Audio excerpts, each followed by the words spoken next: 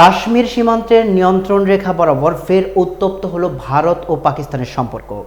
রোববার রাতে ভারতের জাম্মু ও কাশ্মীরের পুঞ্চ এবং কুপওয়া জেলার দুপক্ষের সেনাদের মধ্যে গোলাগুলির ঘটনা ঘটে। টাইমস অফ ইন্ডিয়ার প্রতিবেদনে বলা হয়েছে, পাকিস্তানি সেনাবাহিনীর যুদ্ধবিরতি লঙ্ঘন করে কোনো উস্কানি ছাড়াই ভারতীয় সেনাদের লক্ষ্য করে গুলি চালায়। ভারতের প্রতিরক্ষা বিভাগের একজন মুখপাত্র পিটিআইকে জানান, রাতে ছোট অস্ত্র দিয়ে একাধিকবার বিনা উস্কানিতে গুলি চালানো হয়েছে। ভারতীয় সেনাবাহিনীও পাল্টা জবাব দেয়া হয়েছে বলে জানা গেছে। তবে শেষ খবর পাওয়া পর্যন্ত কোনো পক্ষের হতাহতের খবর নিশ্চিত হওয়া যায়নি। বিশ্লেষকরা বলছেন, ভারত পাকিস্তান সম্পর্ক ইতিমধ্যেই পেহেলগাঁওয়ে হামলার ঘটনার পর চরম উত্তেজনাপূর্ণ পর্যায়ে রয়েছে।